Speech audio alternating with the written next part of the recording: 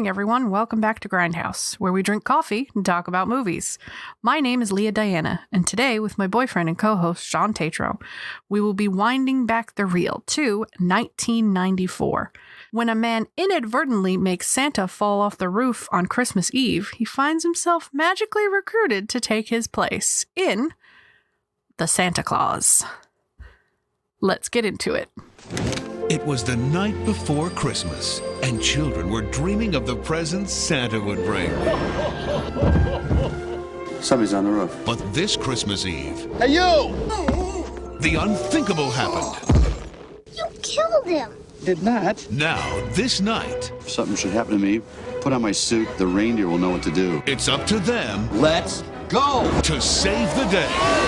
Together, Scott Kelvin and his son Charlie take on the biggest job in the world. Looking good, Dad. And though it has its dangers, Nice teeth. he thought it was just for one night. You're the new Santa. I am not Santa Claus. You put on the suit, you're the big guy. What if I don't buy into this Santa Claus thing? Then there would be millions of disappointed children around the world. He doesn't want the job, It was a dream. but it's growing on him. I've gained 45 pounds in a week. Now he's getting into the spirit There are a lot of kids that believe me. I want some ballet slippers. and getting ready for the biggest night of his life. How could I have done this without you, Charlie? You couldn't. Walt Disney presents a timeless tale that will warm your heart, I love you, Santa Claus. I love you, son. lift your spirits, and make you believe. You really are Santa Claus. Pretty cool, huh? Share the merriment and the magic. Seeing isn't believing. Believing is seeing. Tim Allen, Santa? the Santa Claus. Spread the word, you dirty cocksuckers. Tell all your grave robbing friends I want them out of the city now! The nightmare of insane murder. From the depths of hell. Angel of death.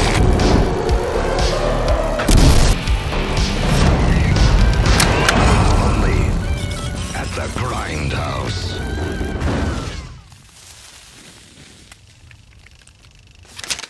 I have a very serious question. I might have a serious answer. Do you think there is a big majority of people who have not seen this movie? I think yes, considering there are younger audiences who probably weren't shown it or just have never bothered to watch it. Do you think this is our Miracle on 34th Street? I think it could be a contender for sure. Because Miracle on 34th Street was the one in the 50s or 60s, 40s, I forget. It was in that 20-year span time. That was huge. It was the biggest Christmas movie. And I think they redid it with, who's the girl, Matilda? Oh my God. Little girl. Yeah, I don't remember the actress's name. It's flashing in my head because she was in a lot of like movies when we were kids. She was in the remake in like the 90s, I think. But I don't really remember this. I remember this one. When this came out, I was 9. And to this day, this movie still makes me cry. This movie's never made me cry. But it makes me upset that I hate Christmas. Well, watching it now, because let's be fair, I haven't seen this since I was a kid. But I always remembered it. And watching it now, it definitely hits harder as an adult. It hurts a little more, doesn't it? It hurts a little more. Does it hurt more as a child of divorce? For me, no, because my parents split up after we were already adults. My parents split up when I was a teenager. Like, I was 17, 18 years old when they split up. But my brother and sister were Charlie's age. But I think it does ring closer to home knowing what the things I know as an adult. Yeah. Does this movie make you want to believe in Santa Claus and the spirit of Christmas? To some degree, but I think I want to get into that a little later. Okay. So, this week for our last episode of 2022. Our last movie of 2022. Because we have one more episode coming that we'll talk about a little later. Yep. But we watched The Santa Claus. It's, as you said, the 1994 American Christmas comedy film. Was written by Leo Benvenuti, I think is how you say his name, and Steve Rudnick. It's directed by John Pasquin. Stars Tim Allen, Judge Reinhold, Wendy Crewson, David Krumholtz, and Peter Boyle. This movie originally released November 5th, 1994 in Hollywood, November 11th, 94 everywhere else. And it was made on a budget of $22 million, but ended up grossing a box office of $190.3 million. If I remember, this is one of the biggest Christmas movies that has ever come out in the 90s. Yeah, so much so that it received very positive reviews from critics. It became a Christmas time staple for many people. And it also spawned several sequels. Santa Claus 2 in 2002, The Santa Claus 3, The Escape Clause in 2006, and very recently... Simulcast. There's only 2 episodes out as of right now. Of The Santa Clauses. Yep, on Disney Plus. Which is like a Disney Plus series. It actually just premiered this week as of recording. So it's kind of funny we're doing this movie now. As of this release coming out, the Santa Clauses will be over with. But when we're recording, just to preface, like, it's only got 2 episodes. We don't plan on watching it because we're not Christmas people. But there is a kind of selfish reason why. Oh my God, I'm getting emotional. This movie does this to me. There's kind of a selfish reason why I wanted to watch this movie. Go on. Oh, she's going to cry. I am. I hate Christmas. I've hated it for years. I have my personal reasons. Christmas just isn't... Christmas changes when you become an adult. It's not the same as when you're a kid. And I have fond memories of Christmas. I do. You know, my aunt and uncle used to come over. My aunt and uncle on my dad's side. They came over. We'd open presents. We'd have a great day. Over the years, Christmas became sour. Like I said, I'm a child of divorce. But my parents divorced when I was a teen. You know, later teen. So I had my Christmases. But I watched my brother and sister kind of start to not like Christmas either. You have the you're going to your dad's or you're going to your mom's fight. You have the, you know, dad has a new family, mom has a new family thing. You know, it becomes less about what am I getting for Christmas and more about I wish my family was still together. And I know my mom listens to the podcast. My dad might someday. But I have selfish reasons why I hate Christmas. Because I watched it kind of like that spirit's gone. I don't have that spirit of Christmas. And I wish I did. Because watching this movie, you get this like spirit. You get like, I want to put up a tree. I want to put presents under and I want to do this stuff. But life is... Oh my God. How many... Can somebody get a count of how many times I've cried on this fucking podcast? No, I think you make a good point. I think this movie, it does a really good job capturing that idea that we don't, as adults, the majority of humanity doesn't maintain that meaning that Christmas had spirit. At one point. It's not what presents can I get. It's not, you know, oh, I'm going to do this or I'm not. No, it's I want that feeling again. Yeah. And as adults, and everybody listening can just ignore the emotions. I'm an emotional person. Everybody knows it. But I miss that feeling. And my friends who were huge Christmas people, my friend Jess loves Christmas, huge Christmas person. She started sending me gifts November 1st. It's Christmas time to fuck all your Halloween shit. It's Christmas time, you know. I've always been a firm believer of Christmas doesn't start until after Santa comes through in the Macy's Day Parade on Thanksgiving. That's when Christmas can start. Let the turkey have his time. When Santa passes by, now it's Christmas time. I'd have this big ceramic Christmas. My mom had this big ceramic Christmas tree, and we light the Christmas tree when Santa passed by. There's all little traditions that as you get older, you don't have these traditions anymore. Like, you and I, we don't like Christmas. We don't have Christmas traditions. We also have not had time to establish Christmas traditions because, one, our apartment is fucking microscopic. Yeah. There's nowhere to put Christmas stuff in here. Two, we can barely decorate for Halloween. I know. Like, we have Halloween stuff out, but I leave it out all year long. Like, if I were to put all my Halloween stuff out away and put out Christmas stuff, I have enough. But that spirit, that feeling's not there anymore. It's completely gone. Two, I moved in right when the pandemic was happening in September of 2020. So, like, we've not had time to establish. We've been trying to catch up with life that we don't have. To me, Christmas is about, spending time with people and being around loved ones. And I don't know, my dad lives in Florida with his wife and my youngest sister and my 2 stepsisters. My mom lives with her husband, my stepfather, and her father. My sister has her own family. My brother lives with my sister, but, he has his own life. And as you get older, you try to embrace that whole Christmas spirit with your family, your own family.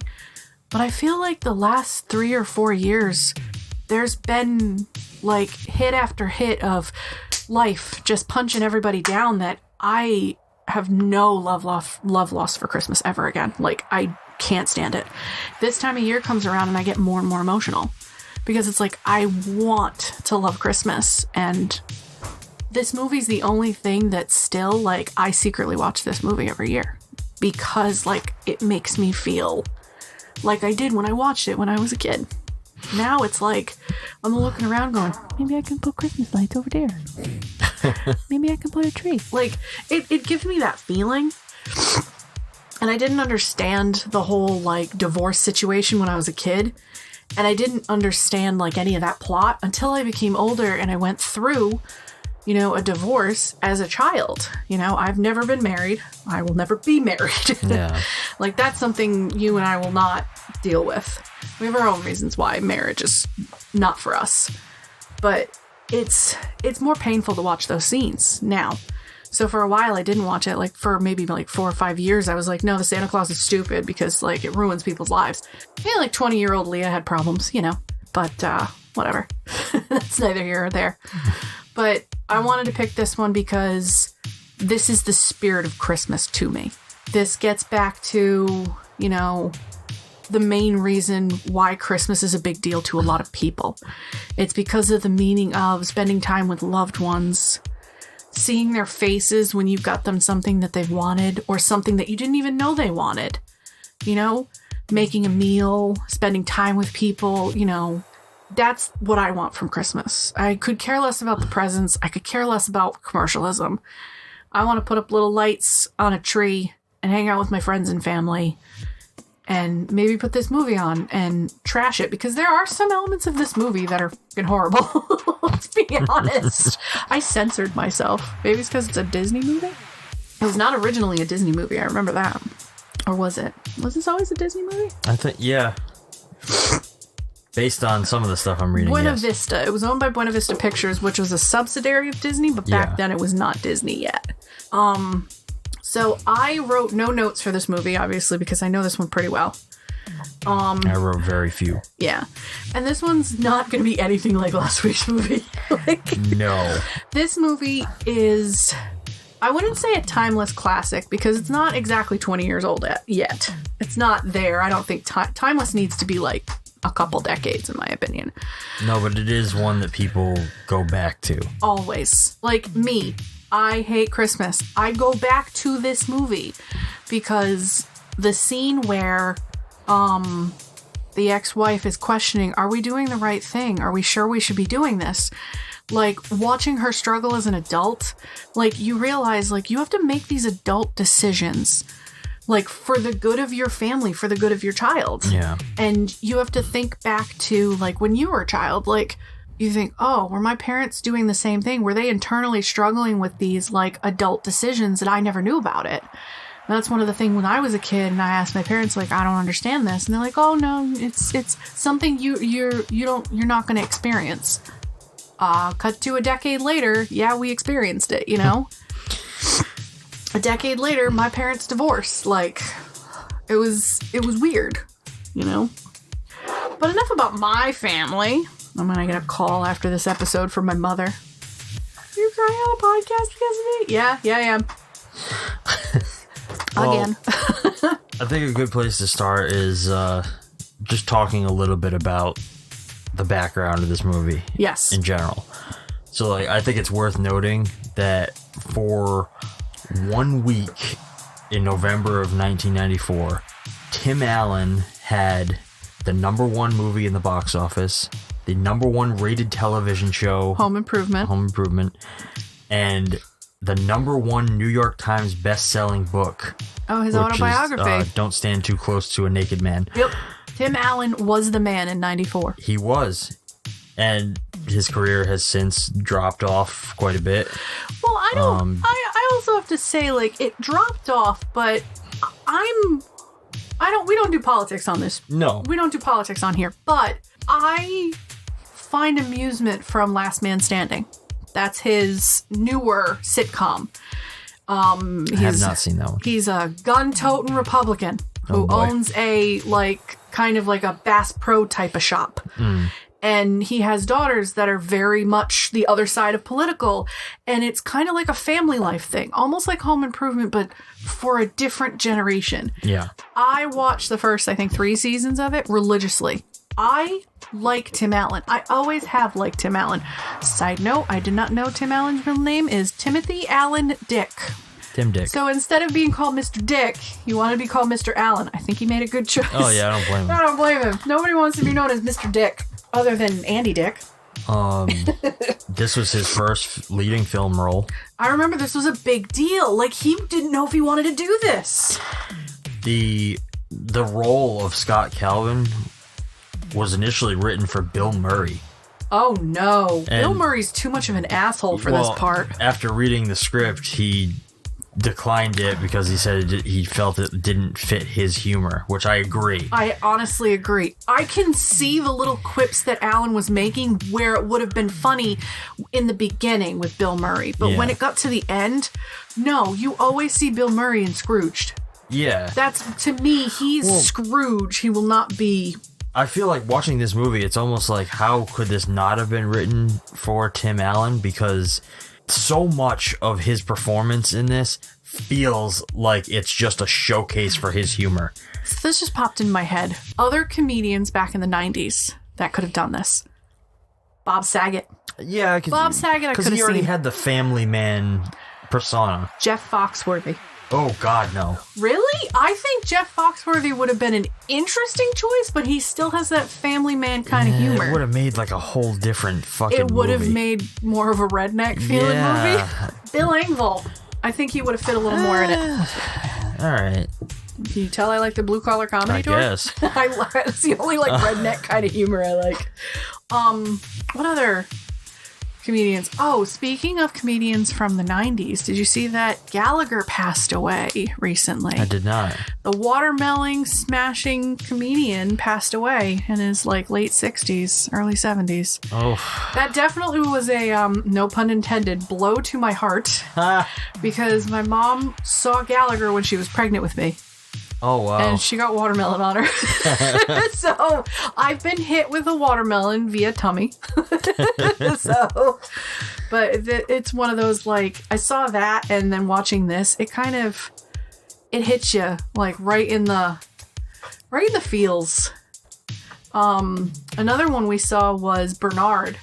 David Krumholtz is making a reprise in the film as well as Eric Lloyd, who plays Charlie. You mean the series, right? A series, yeah, sorry. Eric Lloyd is my age. He's going to be 37. And then Bernard is going to be 45. So like you said when we were watching the movie, like, how are they going to play off, like, in the film, Bernard is like in his early 20s. In the first film, he's in his early 20s. He's in his early 20s, but his character says that he's very old. He's very, very old. And I'm like, now you're 45, and he's seen some shit. I mean, he's been through life. Good he for looks decent. His age, but like, how are they going to write off that it's only been like 20 years? Why do you look like? Yeah, why is the elf suddenly very much older? I think I have. Maybe they might de-age him. It's possible, but the previews didn't have him de-aged. No, so I think they're gonna just kind of explain it away, like we age differently. Oh, I did some coke. I'm an elf with a coke problem. Like, started snorting tinsel. Yeah, that shit will wreck you, man. Look what it did to that jail cell. Yeah, right. And then Eric Lloyd, who plays Charlie, is reprising Charlie. But Charlie is 36. And I'm like, oh, wow. Like, that's kind of cool. That is kind of cool. I'm really glad he's reprising his role. I can't speak. It's because I got emotional in the first 5 minutes and now I have a headache. So, do you have any fun facts about this movie at all? Or were those... There's plenty of... a lot of little information throughout this. Like, there's a lot of little things that you can blink and miss it type of stuff. Like, some of the bigger ones are when Laura's looking at the mystery date game. You can actually hear the jingle from the original commercials in the music. That's what I always thought that was like a little bell. Like, you can hear that. No, that's from the original board game commercial. Oh, okay. That's cool. That during the montage towards the end, that little dance thing that Tim Allen does, that was all improvised. Oh, yeah. When they're, give me all your money. Yeah. That was improvised, but the director liked it, so he kept it in. Another one is that there is a hidden Mickey Mouse in this movie. Where? So it is what shot? I don't know what shot it is, but so when Scott and Charlie are leaving the North Pole in the sleigh and they pass by the moon, in the moon there's a distinct shape of Mickey Mouse. Oh, that's cool. Which is cool. Let's see. I'm obsessed with finding hidden Mickeys when I go to Disney, so there are several portraits in the Santa's bedroom of past Santas. And that you can miss it easily, but it's to show you that the role has changed hands many times before. Yeah. Making Santa this iconic figure that'll never go away. It kind of brings around the whole feeling of Santa Claus is... So I remember when I stopped believing in Santa Claus, but I had to play like I still remembered because my siblings are, a decade younger than me. So it became, my parents explained to me that Santa Claus is not real, but the spirit of him is. Yeah. Christmas and Santa are all about bringing that spirit and that hope. And with young children, you don't necessarily want to lie to young children, but I've always told my brother and sister growing up, like, when they were like, Santa's not real, I'm like, Santa is real. It's just what you make of it. Like, anybody can be Santa Claus. It doesn't matter if it's, somebody giving you a gift or, somebody looking at you and be like, hey, are you okay? Do you need help? It's that spirit. So it was one of those things that I was like, I don't know how I never noticed this one. During the scene where they do the Parents' Day at school. Yes. One of the kids in the classroom is an elf. They very clearly have elf ears. Oh, I didn't know that. And it's very clear when he pulls out the snow globe. You can see the person. Oh. That's insane. Proof, as you said, they're among us. And the elf is the only one who doesn't laugh at him. Oh, the elf just sits there and is like, okay. Yeah. Motherfucker. Never noticed that with how many times I've seen this movie. Like, now, next time I do watch this, I'm gonna fucking look for all of this shit. I'm gonna make you watch this around Christmas time. Oh God. Who listening wants to make me backtrack a little bit better? Who out there wants to make Shawn watch the entire series, because he's never seen the sequels, the two other movies. I have not. The second one's cute because Santa Claus has to find a Mrs. Claus. Yeah, I know about them. But... And the third one is Jack Frost Comes to Ruin His Day, who's played by Martin Short, who was really big back in like the mid 2000s. So it was kind of made sense. So here's this one's kind of cool, I think. Mm. So Tim Allen has a criminal record. Okay. And Disney is very strict on hiring people who are never hiring people who are ex-cons. Yes. They made an exception for this. What was his criminal? I don't know, it doesn't say. But I think it's kind of cool that they were willing to bend their rules and give him a shot. Because sometimes people have a record that's like not anything bad. I'm guessing by your reaction, it was something bad. October 2nd, 1978, Allen was arrested at Kalamazoo Battle Creek International Airport for possession of over 650 grams or 1.43 pounds of cocaine. He pleaded guilty to felony drug trafficking and provided the names of the other dealers. He served after serving 2 years and 4 months in Federal Correction Institution in Sandstone, Minnesota.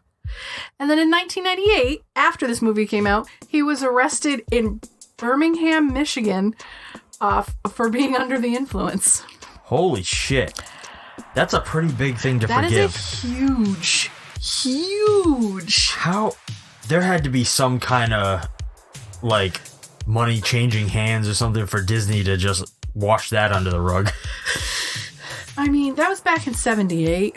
It's very different. Also, yeah, I'm sorry, but Tim Allen looks like my stepfather in that photo. Look at that fucking stash, Look at that bud. stash, bro! Whoa. Yep. Wow. That's kind of funny. Damn. He's a car enthusiast. We're sitting here going, so? Did Last Man Standing just ended last year? Holy shit, how long was it on? 2011 to 2021. Oh my god, and he played Tim Taylor? He made a Home Improvement cameo. I gotta rewatch Last Man Standing. God damn. Alright, back to the movie. So, possession of cocaine. Not just like, oh, I got a baggie in my back pocket. Almost a pound and a half of coke. I was expecting like, oh, he had weed on him or something. Yeah, weed's not a big deal, but coke? That's a bit, Damn, worse. Disney. You just let that one slide. Good job. You're killing it. Well, Disney was a little more lax than the 90s, I guess. Not the powerhouse they are today.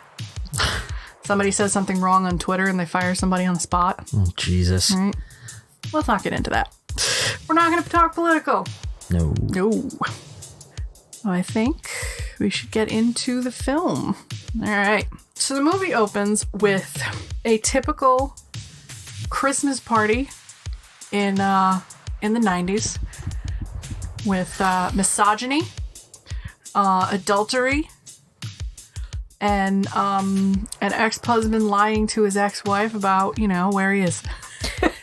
Yeah, I thought that was funny that like they kind of like it was the 90s, so like the office politics were in full force. They don't sugarcoat the ideas of like the guys and their secretaries and all those little nuances. Tim Allen takes the microphone from his female counterpart and is like, listen, we want to hear her talk. Like, he definitely shuts her down in the middle of her speech. I noticed that. I thought it was weird. I was like, what the fuck? She's in the middle of something and he's like, look, here, this is what it really is. And she's like, and I'm like, this is, like, watching it now, I'm like, oh, no. And then he's like, oh, well, Johnson's got his secretary on his lap. And I'm like, did they really make that joke? Well, she also gets to then be a judgmental Judy later on when he starts to pudge out. Right? Oh, no, that was justified where she's like, yeah, a B, Scott? Look at the big B. I'm surprised she didn't go, you're fat and you're an asshole. That's what I would have been like. We see that Scott is late to meet his ex-wife, Laura, and her psychiatrist husband, Dr. Neil Miller, who is... It's played by Judge Reinhold. I hate Neil in this movie so much. I know you're supposed to. You're supposed to hate him. But like, if he didn't like call out Charlie and Scott for acting like this, half of the shit in this movie wouldn't have happened.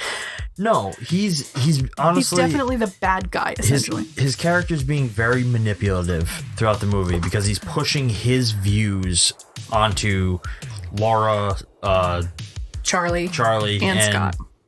Scott, ultimately.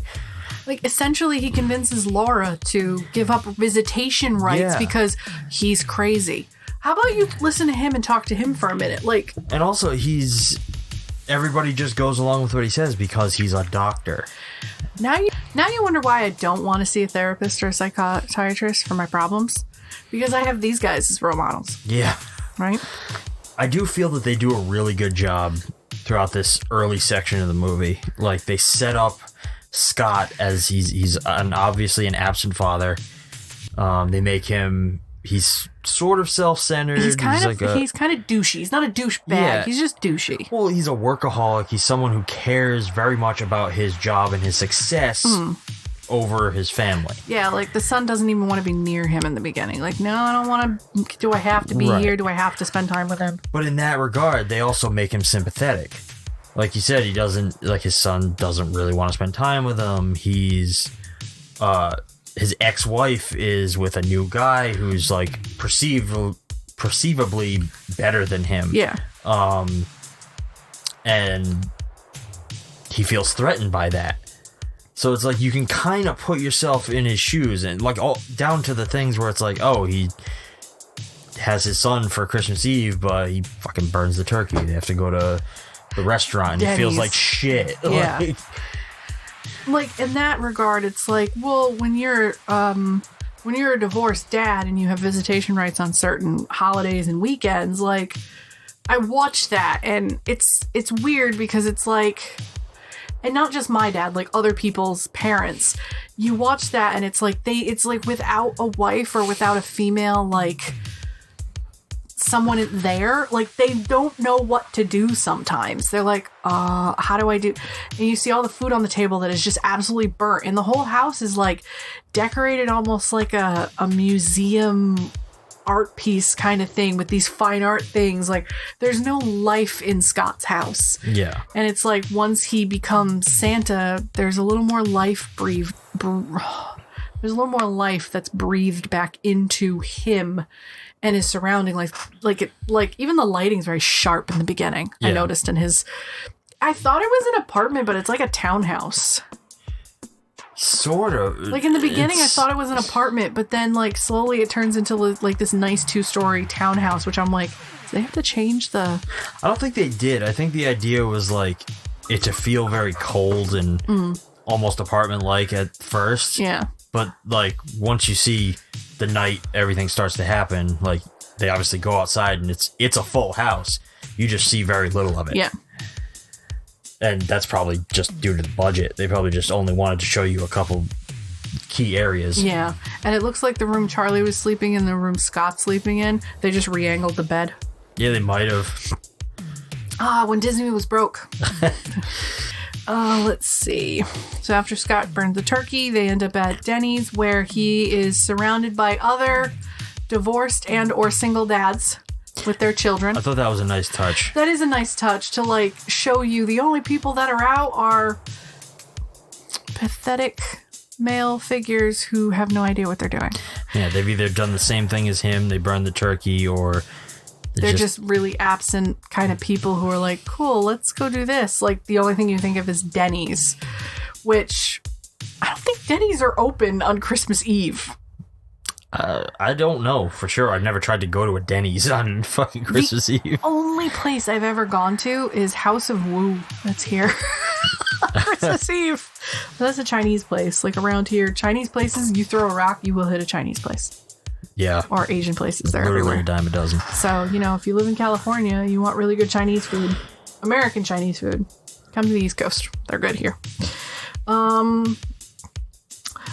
Scott goes home with Charlie and he reads him The Night Before Christmas. Yes. I keep thinking, I'm like, no, that's a Halloween Christmas movie. That's The Nightmare Before Christmas, Leah. The Night Before Christmas. He reads the whole book, and Charlie points out, like, oh, what does Rose Such a Clatter mean? Like, points out certain things that all the little things he's pointing out sets up jokes later. Yes. So when they hear the noises on the roof and Scott goes to investigate with Charlie, or tells Charlie to stay there, Charlie doesn't fucking listen to anything, by the way. No. Charlie is such a I'll do what I want independent 90s kid that I want to slap him every time. Like, sit the fuck down. Your dad said stay there. Stay there. Half of this shit wouldn't have happened if you just stayed there. But obviously we all know that it was destiny for him to become Santa Claus. It wasn't an accident. It was a destiny thing. You find out later in the other movies. So once he goes outside, he startles Santa Claus, falls down, picks up the suit. Boom, you are now Santa Claus. So here is Skinny. Well, to be fair, he's kind of made to put on the suit. Yeah. Because, Charlie. Yeah, Charlie makes him put on the suit and makes him do all this. But, Scott just wants to be a good dad. Like, fine, I'll put on the suit. There, are you happy? Well, guess what? By doing that, you have a lifetime commitment. Good job, buddy.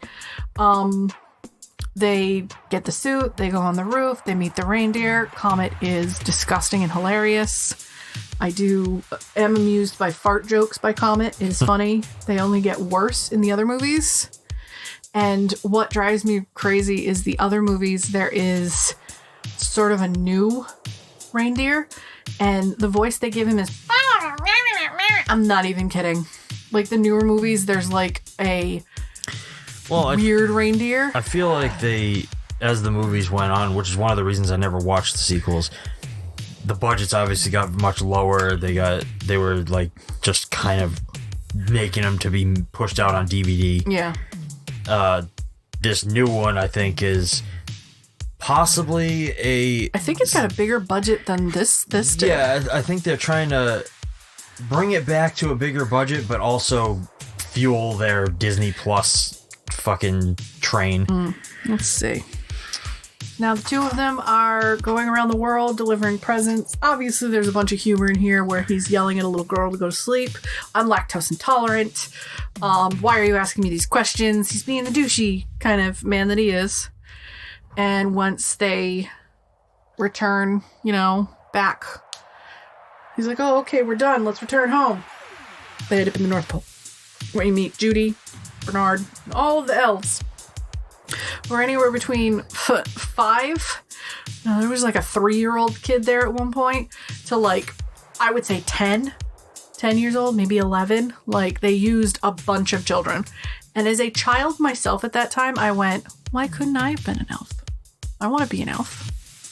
Bernard explains that he's now Santa Claus. He's like, well, I don't want to be Santa Claus. I didn't agree to this. He goes, did you put on the suit?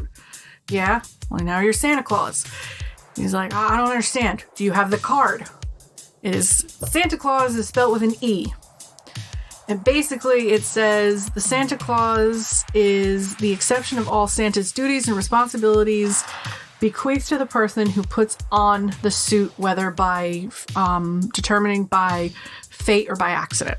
So basically it's a legality thing, and it's hilarious. I thought it was funny when I was much older watching this, maybe my teens, that theme runs through the whole thing. Like, oh, did you turn the card behind the card? There's the Mrs. Claus, where you have to get married or you cannot continue to be Santa Claus because you have to have a Mrs. Claus. Yeah.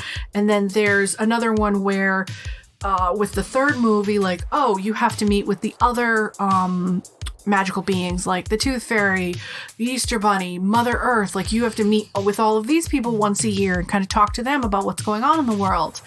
And then, Martin Short's character gets all, I'm going to take over kind of thing. And they all have to band together. Like, the premise of the things, I'm like, oh, okay, they're continuing the story. But like you said, they just kind of go down. They're building the world. Yeah. Building the universe. Which I liked the Mrs. Claus one. That was cute. I really did like that. Because I don't think that his ex-wife would have... I don't think his ex-wife would have made a good Mrs. Claus. No.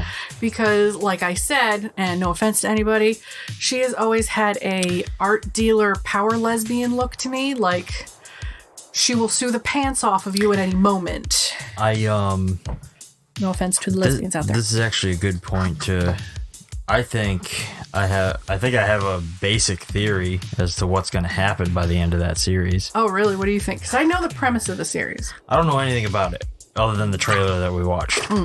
But I think, personally, especially knowing now that he's reprising his role, I think the ultimate goal of that series is for Tim Allen to pass the Santa Claus role to his son. Honestly... Especially with the Charlie what he says in this movie. Charlie's like, I'm going to go into the family business, which makes sense because Charlie becomes like his tech help as he gets older. Because by the time the third movie comes out, Charlie at that point, who the actor is my age, was like just turned 20. He's 20 in that movie, and he's like, oh, I'm going to school for this and that. Like he does a lot of the tech stuff, so he did go into the family business. But I have a bone to pick with this movie, by the way. I had an existential crisis during this movie, and Shawn was like, you're fine. But we'll get there. And, like, I see it as... Because the premise of the movie is Santa Claus... Scott Calvin turns 65 and realizes he's missing steps to being Santa Claus, and he can't do it forever. He's been doing it for 20 years. And it might be time to pass the mantle. But he doesn't want to do what the other Santa Claus did and just let anybody else take it over. He wants to be the one to choose his successor. So I think that by the end, Charlie will take it over because Charlie is the same age that Scott is when he started being Santa Claus. They said you're 38. I fucking died. I'm 37. Like, this movie came out when I was fucking 9. I went, like, I'm Scott Calvin's age now. Almost, like, a year off. I'm sorry. But that's one thing that made me think, well, maybe Charlie will take it over. Maybe the next thing is, like, Charlie has to find a Mrs. Claus, you know. But I didn't know, reading the synopsis, Scott and his wife have another kid who was raised in the North Pole, was not raised in normal society. So all that kid knows is the Santa Claus life. And he's like, I want my children to have a normal life. I want, to grow old with, my wife, with Holly. Her name's Holly Claus. Which I was like, Jesus Christ. But it's you can see where the premise of the movie is. Like, you got to be stupid if you don't realize exactly the movie is going to be, or the show is going to be about. But I don't know. I also think that the sequel's unnecessary. Oh, they're all unnecessary. Like, this would have been fine just being the one movie. They didn't even leave it, like, it's not open-ended for anything. They just left it, at a nice point where they're delivering gifts. Like, they're roundabout back in the same time where they started. It's very obvious that they continued making these movies because they made money. It was huge. It made almost $200 million. But I think it's also great that they took the time to make sure that they were well written. Yeah. Like, it all builds. It keeps adding to the overall main themes. Because the last one was made in 2006 and it's 2022. So they had to have done this last year. So they had to have pitched it in like 2020. So, I mean, I can't stop yawning. Oh my God. So, I mean, like, as much as I love this movie, I don't know if I want to watch the limited series. One, I think Disney's milking all their popular stuff for everything because, Disney has more money than God at this point. Yeah. Honestly. Like, you've got Star Wars. You've got all of the Disney movies. They have Marvel. Like, guys, pump the brakes a little bit. I need an ease up on the shit that you put out. But I also understand why they're doing it, because they launched Disney Plus. They have a streaming platform now where they're doing things on Disney Plus that, like, the other day I kind of really realized it. They're doing things on that platform that I have been in the back of my head screaming, why aren't all these other things or platforms or things doing these types of things? And I noticed that Disney Plus is doing them. So it's like with Star Wars, for example, They have all the movies out there. They have all the holiday specials. They have everything Star Wars, all these new series. They're not, oh, we're shunning this one. They put everything out. But they're also putting out this other content, like, oh, Andor. No, not even that. No? Like, I'm talking about, like, they have these random little series where it's like, oh, this is just a fly-through of the ship. This is a... Oh, what about the little thing we saw where it's just Grogu playing with the little Ghibli sprites? I was like, oh, this is the cute. animated things. They're doing... They have the I Am Groot little shorts, too, for Marvel, too. The behind-the-scenes stuff, yeah. the light magic, all of that. They're doing all these... exploring all these different avenues. Something shifted, don't worry about it. Okay. They're exploring all these different avenues for their properties. That it's like, why doesn't Netflix do this stuff? Why doesn't Amazon do this stuff? Why don't fucking YouTubers do this stuff? They have all the freedom in the world, but they never do it. Not a lot of them. Some of them do, but it drives me crazy. It's like, you have so much freedom. And so far, Disney Plus is the first one I'm seeing actually explore that. I will say there are a couple of YouTubers.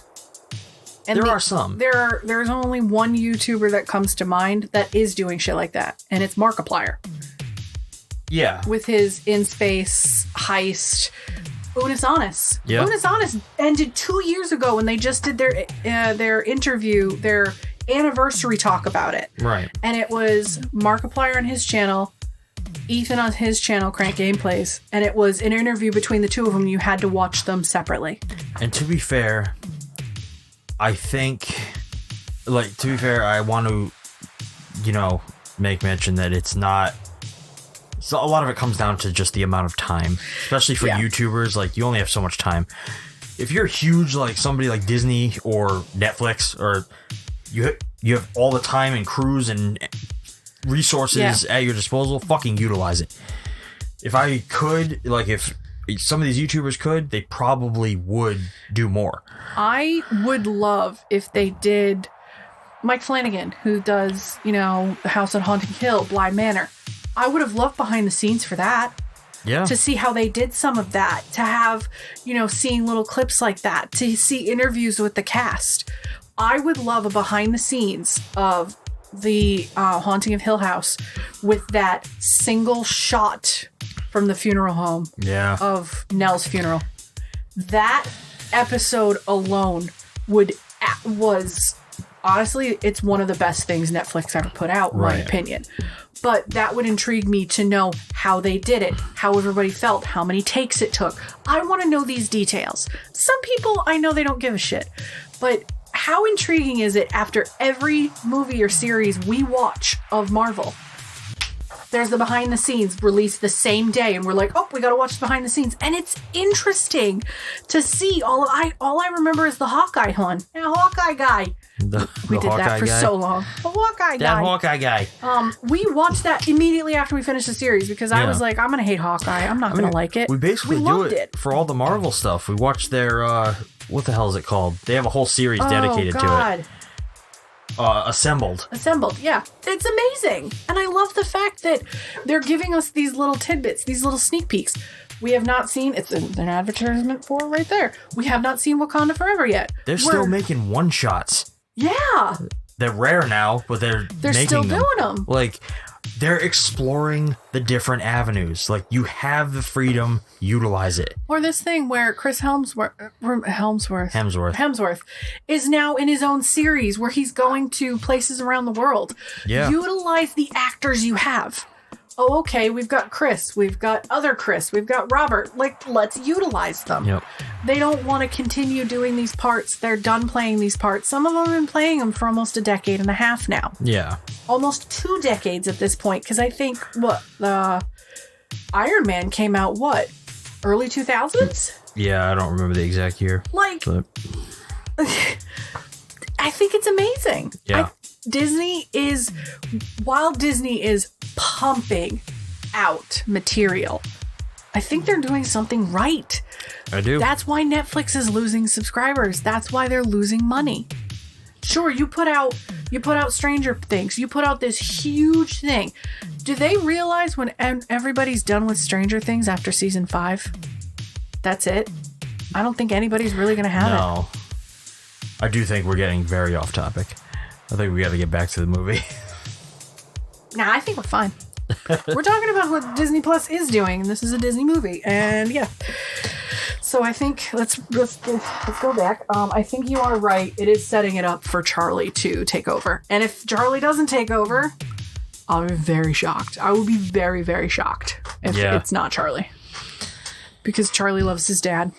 Well, he doesn't like his dad right now. So once they get to the North Pole, he learns all about what Santa does, what they have to get done. And the movie is very straightforward from here to the end. And it's not a movie that we have to go completely step by step. Bernard says that Bernard tells Scott he has 11 months to get everything in order and he has to be back there by Thanksgiving to start getting ready. Scott pretty much is like, all right, whatever. I'm just going to drink my cocoa, then I'm going to go to bed. He wakes up in his own bed. It's Christmas morning. Charlie's like, oh, we went to the North Pole and Santa came to his mom, and she starts getting a little worried because, why? Yesterday you didn't believe, today you believe. Previously they discussed like not pushing the Santa issue, because Neil didn't agree with it, and neither did she really. But that's another thing that I get really upset with this movie. There's no proper co-parenting. And I know co-parenting really is a newer concept that's come up, but I think co-parenting is the smartest thing. Like, I don't agree with staying married for the kids. I don't agree with getting married for your children. No, because your disdain for each other is going to affect them. And you know what? It does. Not going to lie. It does. You don't like the other person, your children watch everything. I'm going to say it louder for the people in the back. Your children pay attention to fucking everything, guys. Yeah. Do not stay together for your children because you are souring their perception of the other person. If you start to say bad things about one partner, it gets back to the other partner and it just builds this disdain. Co-parenting, I believe, is the smartest thing to do. Say that the two of you could not get along. The two of you did not, being married to mom or being married to dad didn't work. So now we are friends, but we're always going to be supportive and there for you and your siblings. Yeah. I 100% agree with co-parenting. That's where this pisses me off. There's no co-parenting. It's like they hate each other. They know they hate each other. Scott hates Neil.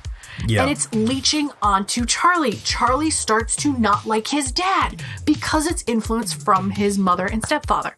Do you really like this film's approach by it utilizes a very realistic idea of psychoanalysis toward the situation of Santa and elves and magic being real and all that.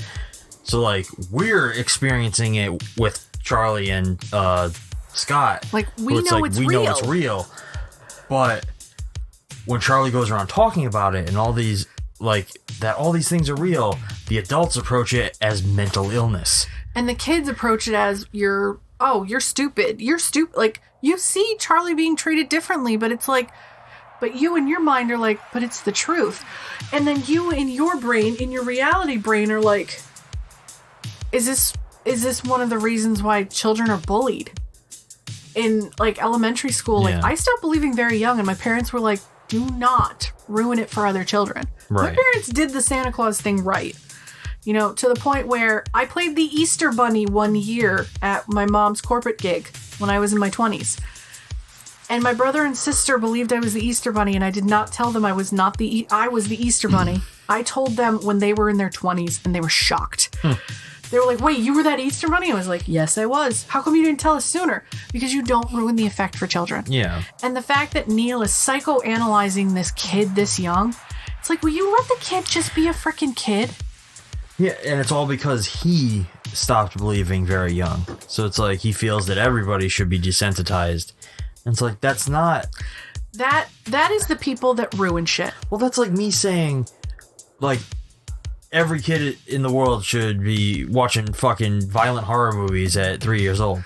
Just because that's how I grew up doesn't mean that every kid should grow up the same way. And you didn't grow up maliciously. No, I didn't. It was one of those things where they liked it. They wanted to show you, and you showed an appreciation for it. Yeah. Flipped my side, my parents wouldn't show me that, but my parents showed me music. My parents showed me the things that they love. So our parents do influence what we like, but our parents did it right. Like, having your parents be like, you can't do that, you can't do that. You would have chosen a more malicious way to view that and to do that. You know, when my parents found out I was drinking at a young age, it didn't end up in a fight, in a huge thing. It ended up in like, don't get mad at my parents, like, ever, people. It was the late 90s, early 2000s. Calm down. It was a different time 20 years ago. Like, if you're going to do it in the house. Let me know about it. It was a parenting thing. It was a, look, what you're doing is wrong, but if you do it with me, maybe it'll solve things in the future. Yeah. It's the same thing where these people are like, children shouldn't be doing that. You can't do that. Don't do that. Kids are going to find a way to do it. They're always going to find a way. And when Charlie is being pushed, no, you can't believe in Santa Claus, don't believe in Santa Claus, he believes harder. Yeah. And then there's the unfortunate, what his parents think, delusion of Scott literally turning into Santa Claus. They literally pull rights away from Scott. Yeah. But Scott is sitting there like, I'm not telling you my ends. I'm trying to deter. I'm trying to solve this. Like, but then at the same time, I'm dealing with this physical change that I can't control. I can't do anything. And I think that's what I like most about this movie. I think it's very well written, and it tackles everything from a dark but very realistic viewpoint. Like, this is what would happen if you introduce magic, Santa, elves, all that into our reality. That's why I believe if there truly is magic and fantasy and all that, it stays hidden. Yeah. A lot of people will basically go on a witch hunt for this stuff. So if there really is magic, if there really is monsters, demons, all of this stuff, stay hidden. Yeah. The world is nowhere near ready for this shit. So if Santa Claus really is real, and these kids that believe in him, let them believe. Yeah. Like, I still at this age want to believe that Santa is real. I really do. Because he's like this embodiment of innocence. Even when Scott goes through the changes of being Scott to being Santa, it's this innocence that he gains back to where I feel like he becomes a whole person again, where he gains what he was missing in the beginning when he was kind of douchey. Yeah. I have a slight problem, though. Uh-oh. With the logic of this movie. All right. Just a small one. Lay it on. And it's such a minute thing, but you'd think that with all the magic stuff, with making fireplaces appear where there isn't one, reindeer, elves, all these different elements, you think there would be also a magical element that kept everyone either asleep while Santa does his thing or kept his actions silent from everyone in the house. I think that comes with learning, practice. I think Scott, as he gets like more seasoned, he'll get better. His first run through, he was bumbly. He didn't know what he was doing. By the next time, he got better and better. So maybe as the seasonal, like you're a seasoned Santa now. Maybe in 5 years he's silent. Nobody knows he's there. I haven't seen the other movies. I don't really know. This is hypothetical. Just based off of his first run through, obviously was bumbling. Yeah. And he made a lot of noise. He almost got shot. Of course. The second time we see him run through, when he's actually embraced the Santa role, he still gets caught by the police. Like, you'd think there would be something. That they were waiting. So have you ever waited up for Santa? No. Okay. I did when I was a kid. I would always try and sneak and wait for Santa. This is how I learned it wasn't Santa Claus. I came down the stairs and I saw my dad putting the presents under the tree and I was mortified, but I never told my parents. I just kind of... Surprise. Yeah, I embraced the fact that Santa Claus wasn't a real person. It was like the spirit of the holiday kind of thing. But if you think about that, like, you wait up for Santa. You're like, oh, I want Santa. Like, I forget where I was going with this. Fuck. Oh my God. Fucking train wrecked. My brain just went, poof. Oh, and the other thing. What if, as he's like gotten used to being Santa, Charlie's helped him with better technology to be quiet, like muffle his sound, like that makes stuff sense. like that. Yeah. In the world of this movie, that makes sense. Yeah. But in the real world, like, we have no pipes in this house leading to our apartment. We have a cubby. Does Santa come through the cubby? You have to climb through the fucking window. Oh my God. Good luck with the cats. So jumping around, like, at this point, Charlie believes that Santa's real. Scott's going through gaining weight, growing a beard, getting bushier long hair. Like, he goes from being a 38-year-old dude to looking like a 60-year-old grandpa within the span of, I would say, 3 or 4 months. To the point where it's in the middle of summer. There's a soccer practice for Charlie, and kids are lining up in the middle of the summer to sit on Santa's lap. And that's when they pull visitation rights from him, because she thinks that he's creating this delusion to get Charlie to love him more.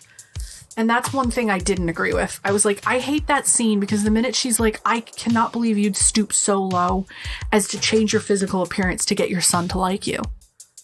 Wouldn't you want to have him go from the douchey kind of dad who doesn't pay attention to a dad that cares? You would, but they're only looking at it from a psychological effect standpoint. Like, you're trying to trick your son into believing that you're something that you're not in order to make him like you. And it's like, I understand where they're coming from, but at the same time, like, you're on the side of Scott because this is his story.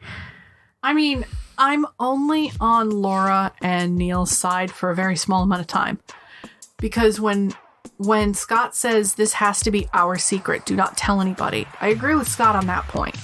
Yes, I can be Santa Claus, you can believe in me as Santa Claus, but you have to not tell anybody, for the good of you, for the good of your own psyche, because other people, kids are mean, adults are judgmental. Even his mom and his stepdad are judgmental. They're judging him based on his beliefs.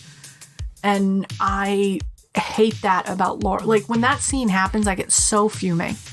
I'm like, if I was Laura, I'd be like, is this doing any harm to Charlie? Is it harming him? Like, I hate Neil so much. And I guess that's the point of Neil. You even said, like, he's written to be hated. He literally is the main protagonist and the antagonist. Protagonist. Which one's the bad one? He's the villain of the story, basically. Antagonist. Like, Scott is his own villain, but Neil is also a villain too as well. There's no real villain other than, people's perception. Like, the judgment of other people. It isn't until Scott actually embraces, like, he embraces himself as Santa.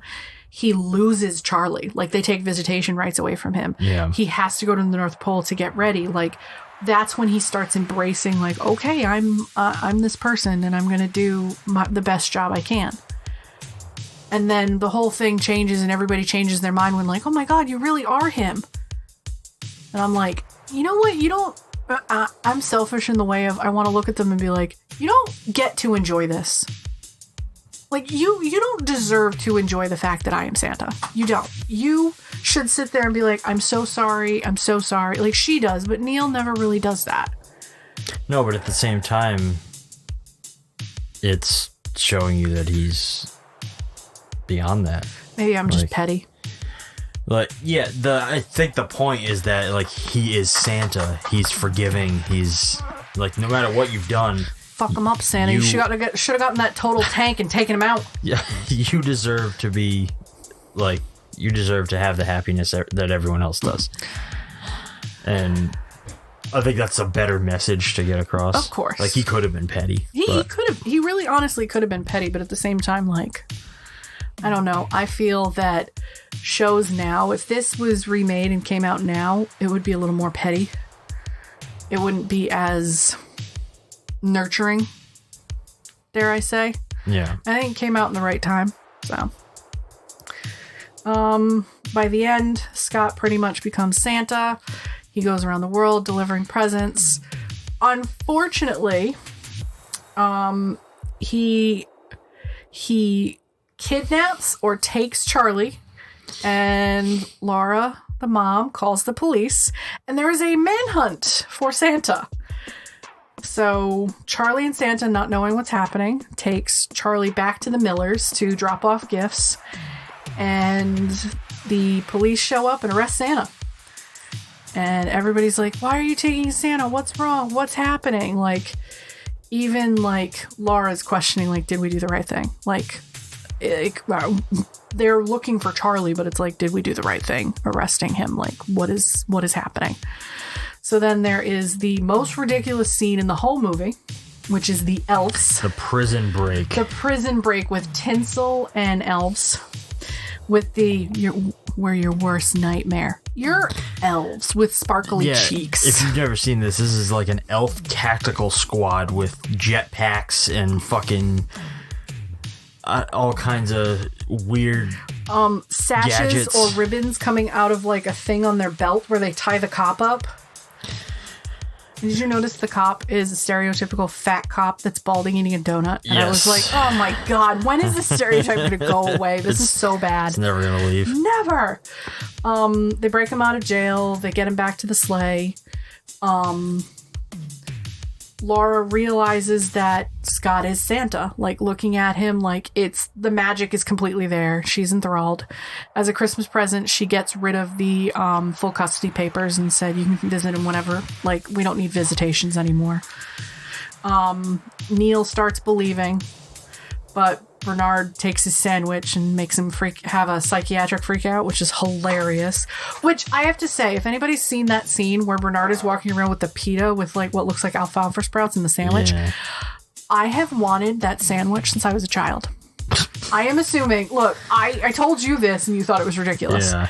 I think that is like a turkey sandwich with stuffing and like alfalfa sprouts and like gravy and stuff. It's like a Thanksgiving Christmas sandwich, and I've tried to recreate it and I can't. I have not had any luck.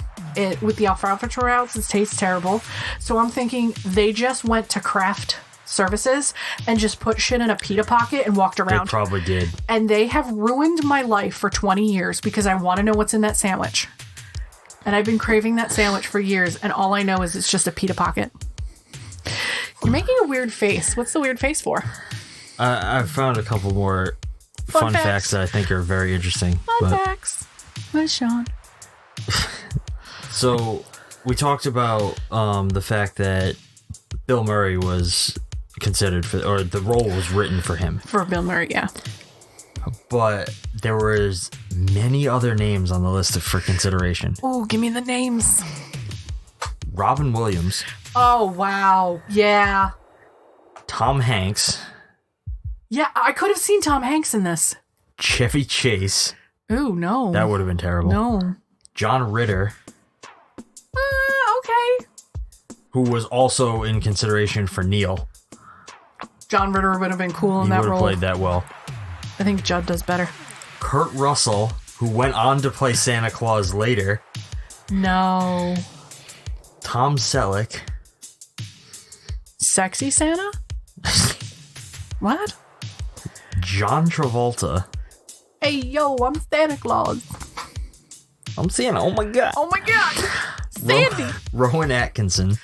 No. Mike Byers. Who the fuck's Mike Byers? Austin Powers. Oh, they said Byers, not Myers. Myers. Oh, no. Michael Keaton. But he's Batman, not Santa. He's also Jack Frost.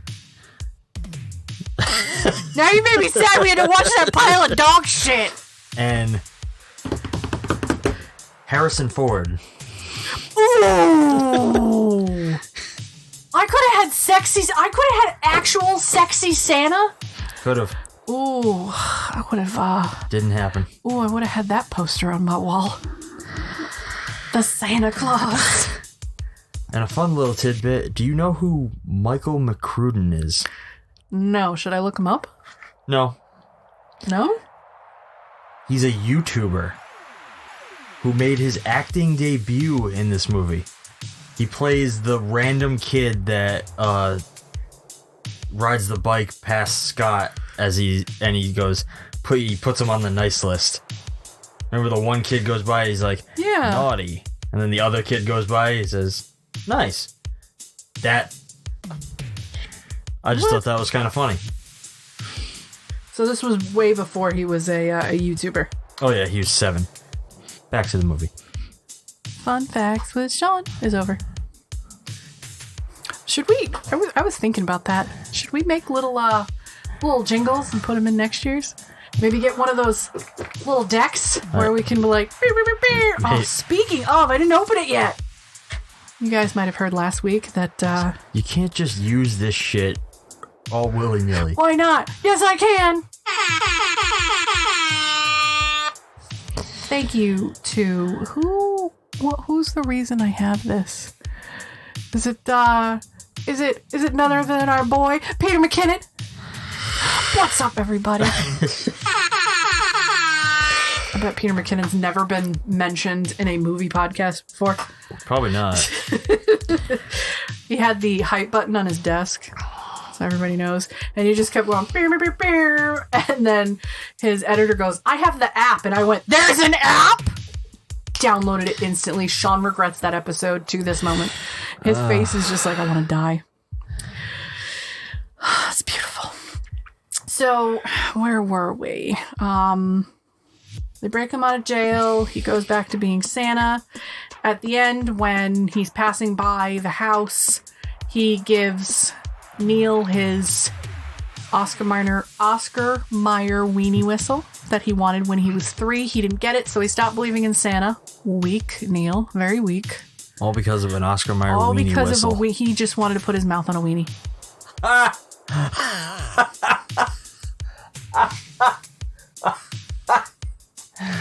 Gay. That was terrible. It was so bad. I said it because he is a weenie. And then Laura gets the, what the fuck game was it? Oh, like it's like a dating game from the 60s or 70s, like Data Boy or no, it was. All it says is Scott gives Laura and Neil the 2 Christmas presents that they never got as children, which had caused their disbelief. Charlie also gets the snow globe from Bernard, which is like, oh, you can see your dad at any time. I hate the scene where Charlie's shaking the snow globe going, I want to see my dad. And he shows back up going, I've been gone 10 minutes, dude. 10 minutes. You impatient little fuck. Well, to be fair, he just, he's excited that his dad's Santa. Yeah, that's fine. But, give the man a break. He has to deliver to all the kids in the world. Sit your ass down. You get him tomorrow. Let the other kids have him for one night. God. And that pretty much ends the movie. They don't even set it up for a sequel. It just ends with him and Charlie flying off delivering presents to kids. Yeah. Which I think was a great way to end it because it didn't need the sequels. No. It really didn't. I think the Mrs. Claus thing is cute for the second one. The third one, I've seen it. I don't like it. I think it's stupid. I'm so sorry. I do think it's a dumb movie. But we do have this one on VHS. We did not watch it on VHS. We watched it on Disney+. We found this and a shit ton of other movies. We got a good haul that day. Yeah. Of movies. So we do have this one on original regular VHS. We don't have a clamshell of this one. I think the clamshell was a newer development because I had the clamshell years ago. But I think we have the original first run of the movie when it came out in 95 on VHS, which is pretty cool. Yeah, it is. To own this one because now, next Christmas, or even Christmas this year, I will have Shawn digitize it and I'll watch it on the little black and white. Fun fact, I already did. Well, yeah, because we thought we were going to need to use it because we didn't know this was on it. When we were talking about this movie, it wasn't on Disney Plus yet. No. If I remember, and then all of a sudden they came out with, oh, it's going to Disney Plus, and we're like, oh, okay, we don't need to watch it digitized. Because we planned this one, what, August? Yeah, we like planned. that, yeah. We were in the middle of the summer when we were planning Christmas stuff. So yeah. But that brings my discussion of this to a close. You have any opinions on this movie? I don't. I think we can move on. Oh, actually, no. Oh. You know what? No. Oh. No. I think we can move on to closing questions. Okay. Final overall thoughts about the film. I love this movie. I'm not a Christmas person. As you heard, I am a big blubbering mess when it comes to Christmas. I am emotionally torn on how I feel of this holiday. But when I watch this movie, I get a little bit in the spirit. And that's why I wanted to wait for this one as long as possible. Because, to be honest, when we're recording this, Thanksgiving's this week. And I'm okay. I'm a little laxed on when we get closer to Thanksgiving, Christmas is fine. You can do Christmas stuff. So I'm a little more into the maybe won't be as grinchy or bah humbug, Scroogey about Christmas this year. Maybe we should give it a chance, sweetie. Seeing as how you have red hair.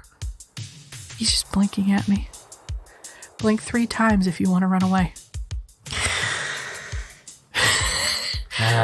But I do love this movie, and I think this is definitely one of those movies that I'm always going to watch around Christmas time. I'm always going to be sad watching it, but it's always going to put me into a little bit of the spirit. So I always say. How about you? No, like I said, I hadn't seen this since I was a kid. Watching it now, I definitely developed a new appreciation for what they did with this story. It was layers. It has a lot of layers, and it's very dark in a lot of ways. Like, it has a lot of harsh reality to it, which I appreciate, because most of these Christmas movies are just Hallmark. Everything's Christmas hallmarky fluff. and sugar-coated, and everything's fine and dandy all the time. We don't like sugar-coated things in this house, because if it's sugar-coated, we'll just eat it because we're fat. Yeah, I just didn't. I don't know. You avoided that one like the plague. I just don't. I don't know. I don't really like that Hallmarky style movie. No. I like some darkness in my movies. I like the harsh realities. And that's why I'm happy we did this one, because this doesn't make me feel good. No. This is the reality of the 90s. This is your parents work hard. When you're going through a divorce or you have divorced parents, life sucks. You have to make decisions and choices at a young age. You have to put up with other people's opinions that you didn't fucking ask for, you know? So, yeah. Did you have any favorites? I love when Bernard yells at Scott. Try to understand. I love that, because it's like this thousands of year old elf that looks like a child is telling your white ass to sit the fuck down and shut up. You put the thing on, you didn't read the card, not my problem. Get your act together, you're doing this. I love it. Yeah, I kind of mirror that. I just like Bernard's character. I love that actor. He's like this, and he carries this throughout all of his roles. Yes. But he has this, whether he's young or not, he has this, weariness, this world weariness about him, where he's somewhat crotchety from, knowing more than everybody around him. And I like it. I like that performance. I like the idea of the character. He's like this old elf, but it doesn't seem like he's that old. He's bigger than all the other elves, so you get some semblance that he's the superior. He is an older elf, ooh, okay. It's cool. I don't know. I've just always liked him. I don't have any specific lines or anything, though. No, it's when he screams, try to understand. And you're and you just see Tim Allen's face go, whoa, whoa. And he doesn't fight him, because he has this... He's an authority. He does. He has this vocal thing where it's no, you will, instantly Tim Allen's character, that... He plays it off well, oh, okay, I'll listen. Does it work? Yeah, it works. It works because, in my opinion, in the 90s, you needed a little harshness to stuff. We got Jingle All the Way, which, is a harsh movie too as well. For a different reason. But a lot of the timeless classic movies that we love from our childhood are not sugar-coated. They are black and white in your face. Like, things were not good. Here's why. Yeah. But we're still going to throw the Christmas spirit. We're still going to try and teach you that things can still turn out well. How about you? I think it works. Surprisingly, I didn't think it was gonna. No. But I think that's because I don't remember it as being as realistic as it is. Yeah, I think it works better than I thought it was going to. Would you recommend it? I would wholeheartedly recommend it to people who do love and hate Christmas. I think it's definitely one of those movies that, like, when people are like, oh, let's watch a Christmas movie. I want to watch Santa Claus. Well, why? Because it's the realest of Christmas movies to me. I don't want to watch The Grinch. I don't want to watch Miracle on 34th Street. I don't want to watch a Hallmark movie. I want to watch a real movie. I want to watch something like this. I want to watch Gremlins. I think that's a better Christmas movie. But that's for another day. Yes. What about you? I would recommend it. I think it has a lot of heart. It's got a lot of hope built in, but it doesn't shy away from the reality. Like, I can't stress that enough. Yeah. With Christmas movies, you don't often get that. Like, this one tries to give you both magic and reality. Yeah. And it pits them against each other, and it does it really, really well. Which is surprising to say from a Tim Allen movie. Most of the time, Tim Allen stuff is not all that great. Yeah. This one is pretty solid. It's kind of funny that this was his first role, and it's like the only movie role that I really remember and enjoy from him. Like, there's Toy Story. Yeah. But I don't go to Toy Story. No. I don't think about Toy Story. Honestly, I hate Toy Story. I can't say I hate it, but it's not. I hate it because I think Sid is the worst character they've ever created. That's the point. Like, that movie still gives me nightmares to this day.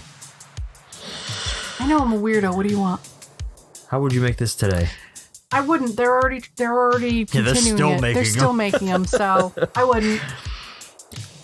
Yeah, there's no need. They're still making sequels, even though I don't think they wanted to initially. No, but and this one goes without saying, it's mainstream. It's definitely not exploitation or anything like that. But I do have one other question for you. Ooh. Having sat through all of this, having sat through this again and viewed it through adult eyes, do you believe in Santa? There is more bad in the world, more negative in the world than anybody wants. I believe there is a Santa Claus because without believing in some magic, it would make living in the world a lot more painful. So I believe in Santa Claus. I'm a 37-year-old woman. And I believe there's a fat man with a bunch of reindeer riding around on a sleigh one night a year. Do I track Santa Claus on Christmas Eve secretly? Absolutely. Do I wish I was a kid waiting for presents? Absolutely. Even if it's not really real, I believe in the point. I hate Christmas. My friends can laugh at me all they want. I do. I have my reasons. And then... But I do believe. And once Thanksgiving's over and I see a lot more Christmas stuff. Like right now I go, ugh, to the Christmas things, but then something inside me I get this really weird, warm, fuzzy feeling, and I wish to God I didn't hate it as much. But yeah, if you're out there, big man, I still believe in you. I'm such a baby. What about you? Do you believe in Santa? So, as the person that I am, in the physical man, no. But like you, I believe in the representation. Yeah. I believe in what Santa should be if he were to be a real person. I believe in the idea of what he stands for, like bringing people together, giving, just the celebration of the season, I guess is the best way to put it. I don't like Christmas. I never really have. And part of it is just the core aesthetic. Part of it comes from where it stems from. A big part of it is because of what we as a society have turned it into. It's too commercialized. Just the commercial consumerism aspect, that how it turns people into fucking monsters. People are already fucking crazy I out know, there. and I don't like it. No. I never have, and I never will. Plus, it's the antithesis of Halloween, which is my favorite fucking holiday. But I do, as someone who I do genuinely care about people, like the people in my life, and I wish that the people in my life, the majority of the people in my life, let's say, I wish that they approached things closer to that ideal of, you know, what Santa should be, what the ideal of the Christmas holiday that everybody talks about but never implements. And that drives me crazy. It feeds into why I don't like Christmas, because it's like everybody talks you talk the talk, but you don't walk the walk. No, and I hate it. So, yeah, I guess in a way I do. So, before we close this one out, I just want to say that this is being released the week of Christmas. And I know that Christmas is like on a Sunday, so it's like a week before it's the gonna week. be a weird one. We have a weird Christmas happening, but to everybody, happy holidays, Merry Christmas, Happy Hanukkah, Happy Kwanzaa, whatever you celebrate. Hug your family, hug your friends. Please don't forget what this season really means. I'm kind of remembering that my baby sister and my dad will be here for Christmas, so I'm really excited about that. I haven't seen my dad in like 2 years now, and this has not been a good year for me mentally. I lost a friend. I went through a surgery that, as of right now, I'm still fucking recovering from. I've lost mobility. My illnesses are getting worse, guys. Not sugarcoating it. Not. This has been a really tough year. But if there's one thing I could wish on everybody is remember what Christmas is for. It's not about presents. It's not about, making sure you have everything. It's not about being perfect. My ideal Christmas is waking up to snow, seeing the lights, burning the what are they? The cinnamon rolls. Laughing, joking, having fun with friends and family. Like, remember that life is not sunshine and fucking rainbows. And if you're trying your hardest and you're just trying, that's good enough. So, happy holidays, everybody. I'm gonna go stand outside and maybe get cold. Maybe I'll stop crying. Well, I think that brings our discussion of the Santa Claus to an end. Thank God, I can't cry anymore. But don't go anywhere just yet. Please stay tuned for the coming attractions.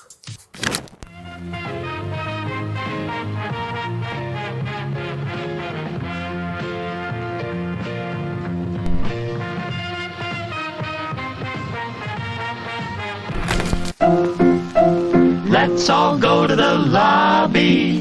Let's all go to the lobby. Let's all go to the lobby to get ourselves a treat. Delicious things to eat.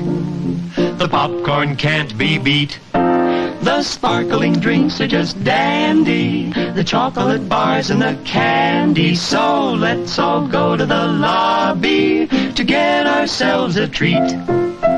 Let's all go to the lobby to get ourselves a treat. And now, on with the show. What was the coming attraction? Well, as you just heard, we didn't have a trailer for next week because next week, to cap off the year, we are doing something a little bit different, but I think that'll be just as fun. Yeah, when we were deciding the movies for the end of the year, like I said in the last podcast, we could not figure out what a good movie to end the year was. We couldn't, because it's a whole year. We started this about 13 months ago. We started this in October of 2021 with an idea, and we bought the mics. And then you have the program already because you work for a company that does podcasts. So it was just kind of like, oh, let's see how far we get. And here we are a year. So for our final episode, we are going to recap all of the movies that we've discussed. We might have top movies. We might have movies that we didn't like. We'll ask each other questions. Honestly, we really don't 100% know right now. No, I think the idea, it'll be a little bit of a review. Like, we'll be talking a little bit about each of the movies we covered. Maybe kind of thinking, how do we feel about them now, a year later? I do want to reflect on some movies because some of them we loved. And then, as you and I have discussed, like later on, couple months later, we're like, I really didn't like that film, or shit, I did love that film. Yeah. You know, obviously, the Santa Claus and, Jack Frost, we just did those. So, those ones really aren't going to change. No, we'll still talk a little bit about them, but I think it'll be a fun way to kind of close things out. Yeah. Just doing a recap of this year. Yeah, I think this will become a yearly thing. I think we'll talk about, at the end of the year, talk about the movies that we've looked at. Ask favorites. Favorite line overall. I mean, there's a couple lines that I still, chuckle in my fucking head months later. Which movies do we think were great? Which movies did we, regret doing? And there are a couple I regret doing, and they were movies I picked. We've also grown a lot in this podcast. Now we have a format. Now we kind of know what we're doing. And going into next year, we're going to touch a little bit more. But next year, the movie picking's going to be different. Yes. Next year, we'll talk about it more in the last episode. But next year, I think we have a direct focus that we're going to try to strive for, and hopefully it'll go well. And we're going to pick all of the movies right then and there to make sure we don't fuck up the calendar, because let me tell you, we fucked up 4th of July and September a couple of times. Oh, we fucked up so much this year. We fucked up so bad a couple of times that we were like, we're out of them. We have to record now. We now keep them all written down on a calendar. Yep. We have everything scheduled. Single thing. So, well, sweetie, darling, light of my life, I don't want to end this podcast, but I think we're going to have to bash its brains in. All right. Well, if you want to keep up with everything that we're doing, follow us on Facebook and Instagram at Grindhouse Podcast. We're on Twitter at Grindhouse Cast. Find us on Discord, where you can chat with Leah about this film or any of the films we previously covered. You can suggest us new movies if you want. All the links for everything are going to be down in the description. All the links for everything are going to be down in the show notes. Listen to us every Monday morning. Give us a rating on Spotify, Apple Podcasts, Google Podcasts, Stitcher, or wherever you get your morning fix. If you like what we're doing and you want to support the show, you can subscribe to us on Patreon or directly through Acast, where you can get yourself access to ad-free listening or unlock some fun exclusive bonus content that We are slowly putting together and uploading. First 2 episodes are already out. But it's there. Things you guys haven't heard. You can only hear it if you're Patreons or you're subscribed to Acast. And honestly, anyone willing to check that stuff out and help support the channel, we greatly appreciate it. We really do appreciate it. But until next week, I'm Shawn. I'm Leah. Thanks for listening. He hates me. And Merry Christmas. Merry Christmas, guys. Happy holidays! Woo!